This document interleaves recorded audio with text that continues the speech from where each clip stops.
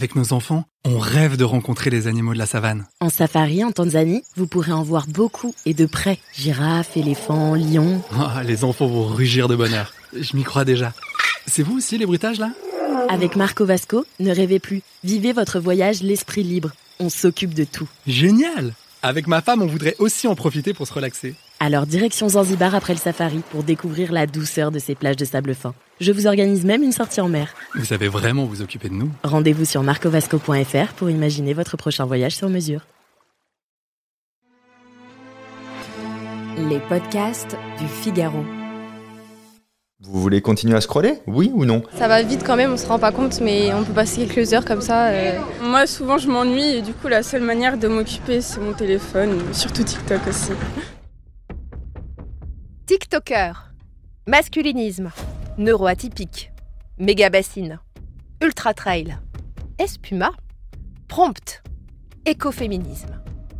En France, les dictionnaires Larousse et Le Robert adorent communiquer sur les nouveaux mots qui entrent dans leur registre.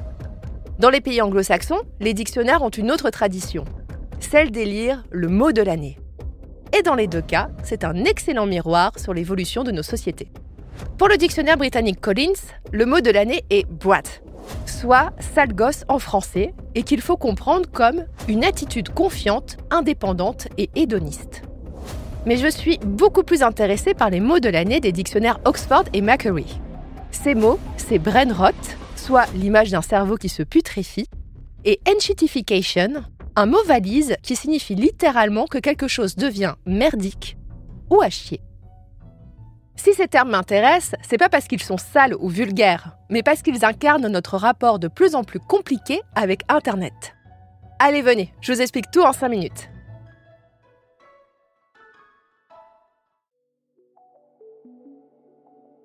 On va commencer par le concept le plus simple, le brain rot ou le pourrissement du cerveau.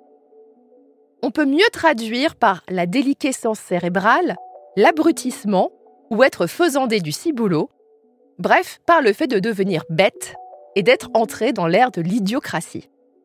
Et qu'est-ce qui nous abrutit ? Internet, ou plus exactement, la consultation effrénée de contenus bêtes sur les écrans. Voici la définition d'Oxford.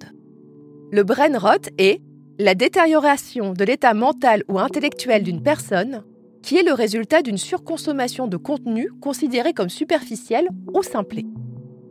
Vous vous voyez passer des heures à scroller sur TikTok et à passer d'une vidéo à une autre en quelques secondes ?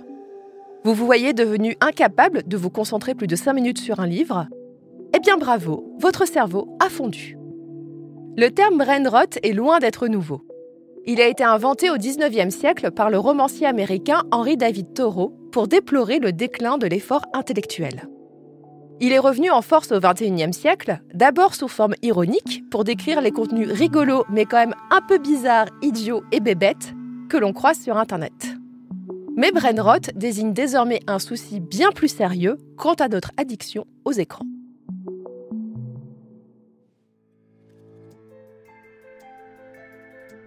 Voyons maintenant l'autre mot de l'année selon le dictionnaire australien Macquarie.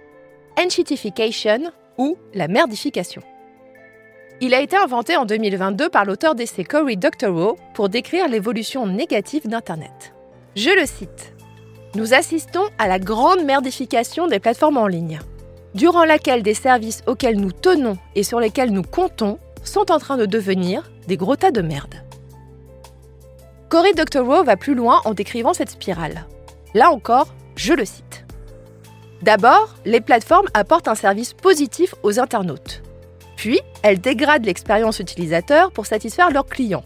Comprenez les annonceurs publicitaires. Ensuite, elles maltraitent leurs clients pour garder pour elles toute la valeur créée. Et enfin, elles meurent. C'est surtout la première partie de la démonstration qui a eu un grand succès auprès des internautes. Nous la vivons tous, cette merdification d'Internet. Qui n'a jamais eu à jongler entre des publicités envahissantes pour réussir à lire une recette de cuisine ? Qui ne s'est jamais énervé de ne pas trouver ce qu'il veut sur Google parce que les premiers résultats de recherche sont trustés par des sites générés par ChatGPT ? Combien ont cessé de publier sur Twitter par peur de se faire insulter et harceler par des hordes de trolls ?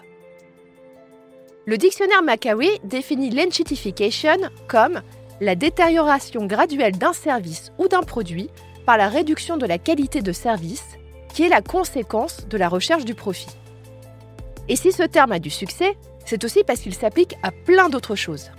La dégradation des services publics, la dégradation des voyages en avion en classe économie, la dégradation des livraisons de colis, ou même la dégradation de la cantine de votre entreprise.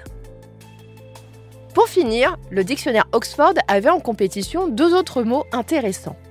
Le slop, c'est-à-dire la génération par des IA de contenu de très basse qualité, et la tarification dynamique, un système qui fait que le prix des billets d'avion, des trains ou des concerts varie en fonction de la demande.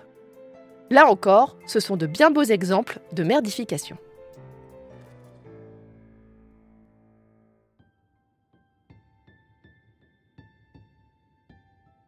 Merci d'avoir écouté Question Tech. Je suis Chloé Voitier, journaliste au Figaro Économie.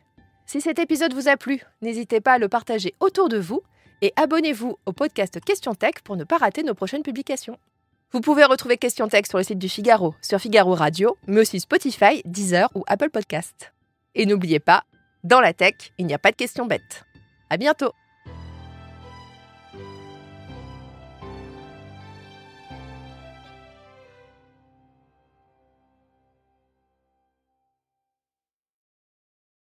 Avec nos enfants, on rêve de rencontrer les animaux de la savane. En safari, en Tanzanie, vous pourrez en voir beaucoup et de près. Girafes, éléphants, lions. Oh, les enfants vont rugir de bonheur. Je m'y crois déjà.